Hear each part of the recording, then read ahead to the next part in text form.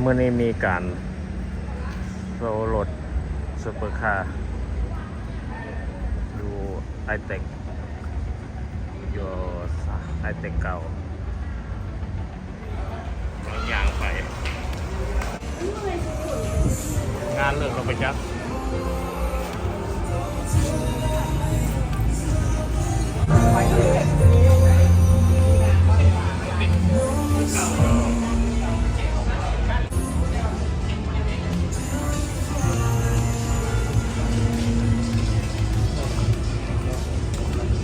มีแต่รถ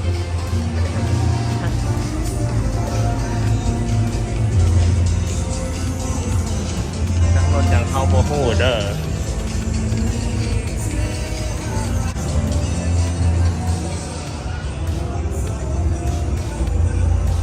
ได้ลงน้ำมันนะ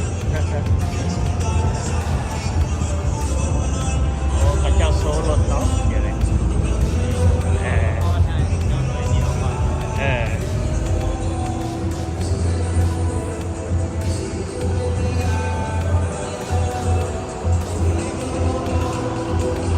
คนผู้บหลายเนาะน่ะมันครับ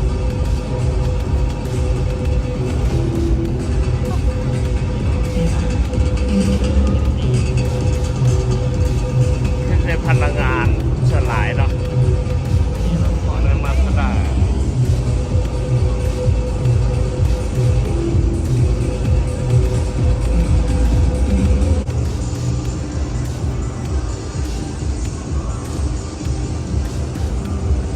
รถตัวนี้ใส่แบตเตอรี่ด้วยเนาะ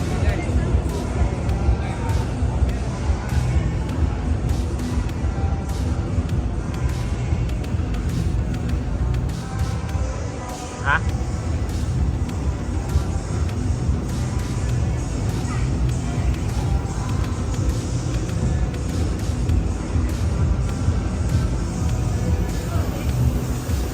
เบิ่งคือกับเจ้าสีเมือละเนี่ย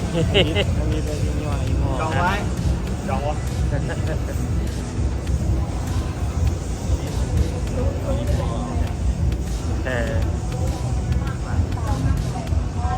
รถอะไร45,000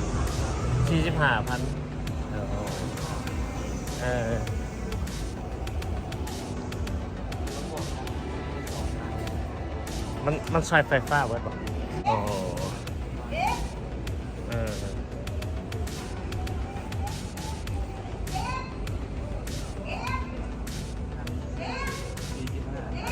สุดได้ปะ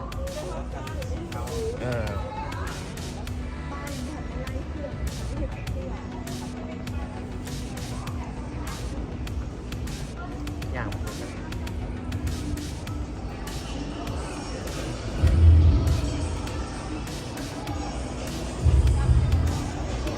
โอ้เขาจะมีอย่างโซ่นอนยังไม่สวยบางโซนเขาจะมีดนตรีโซ่เลยเริ่มไปกินนั่งเรื่องอย่างหมดนอนพอไปกินทั้งไหนติ่งเป็นมา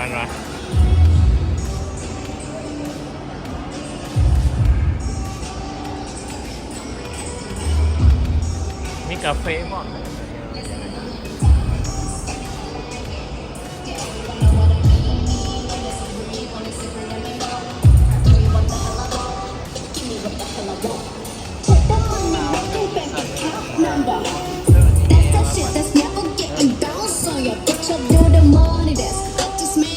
เวียงจันทร์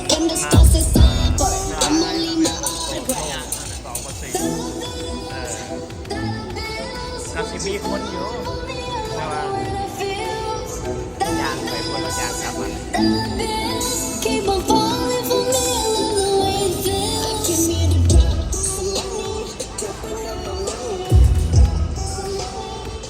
รถเย็นใส่ไฟฟ้าเมื่อไหร่ก่อนทั้งมันกับแม่ละโอ้ฮอนด้า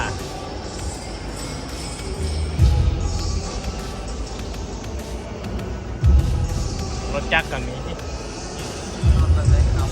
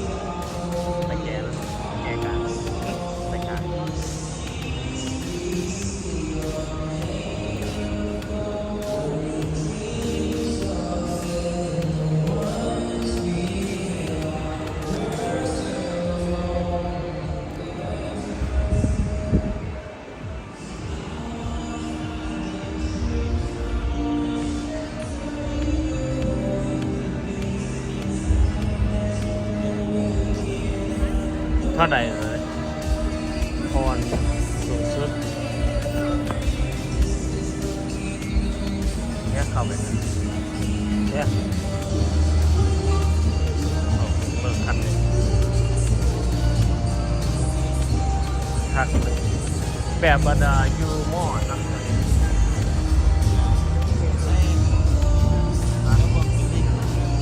ได้นะแมนคนเพิ่นต้องมาหาหมายพันธุ์ละ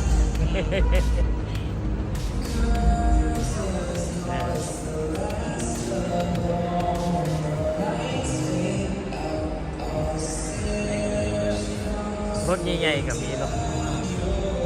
คันใหญ่ๆนะคันนี้แม่12 ล้านอ่ะ บออันนี้ผมน้ำมัน อ๋อ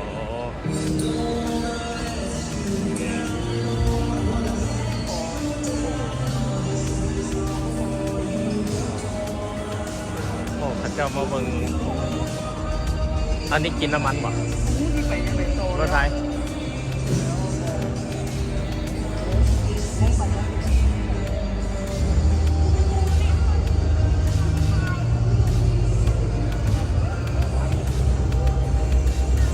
ทานน้อยเลยเป็นนาหักกัน มันกันนะ ฮะออโต้โซพระเจ้าจะรอมอดไฟแล้วก็มีเพื่อเด็กน้อยหามาเบิ่ง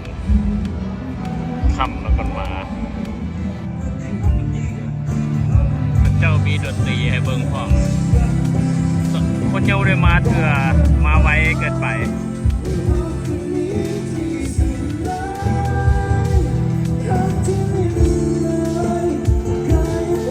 มีพวกซ่อง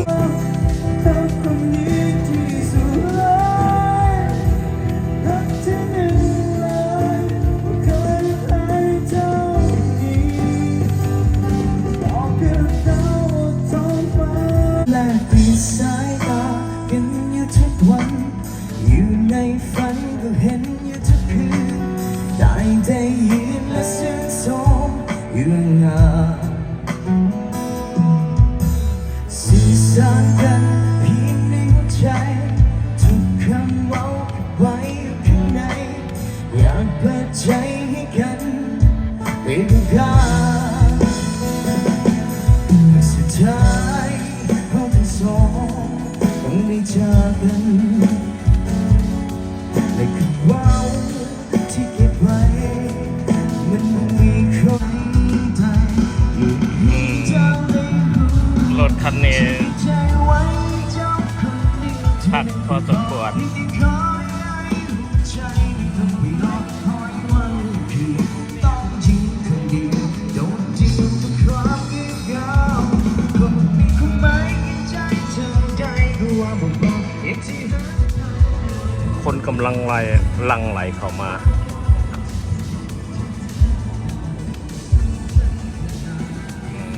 เดินกำลัง ยังเป่าวางอยู่เด้อรถข้าเจ้ามาโซกัน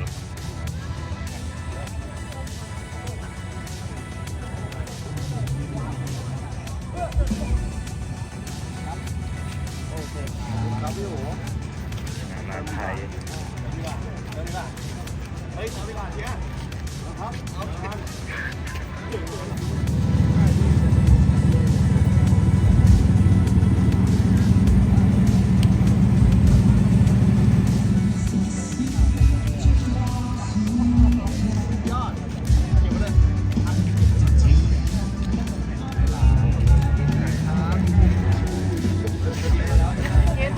กำลังมา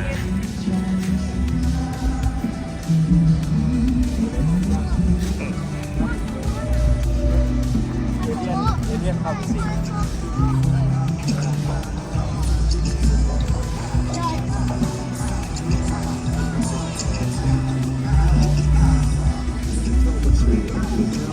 รถข้าเจ้ามาโซ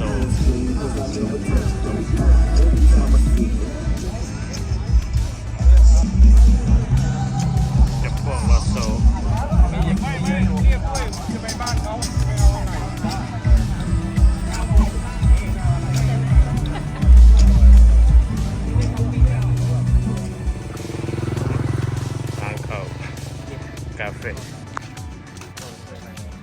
บ่เคยมาจักเทื่อ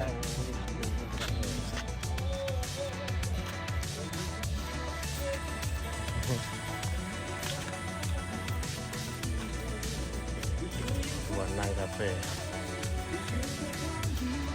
นี่คาเฟ่ของประจำ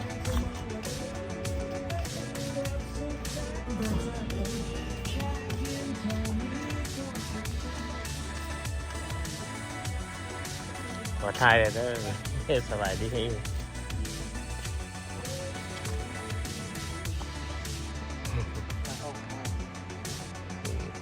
เรียกวะโอเคบ่เป็นไรเรือน้ำของอยู่ใกล้กับพุ่นเกียวขินเอง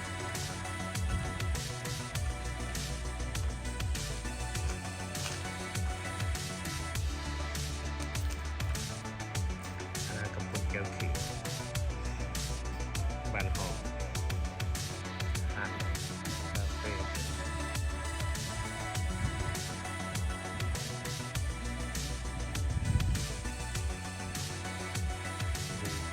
ไปวันจอดรถของเปิดกองเรา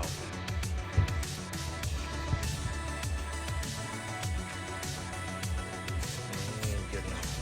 ของเรา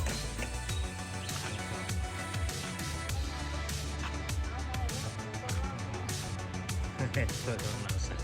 เป็นปลูกผักเราดีของเราได้เลยนะ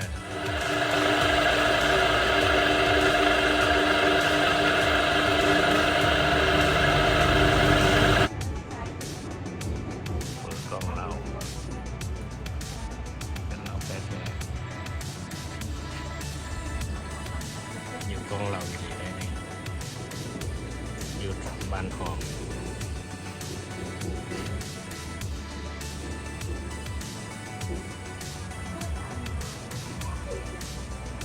เปิดของเรา มาวันที่ยังไง เปิดอยู่ทางบ้านหอม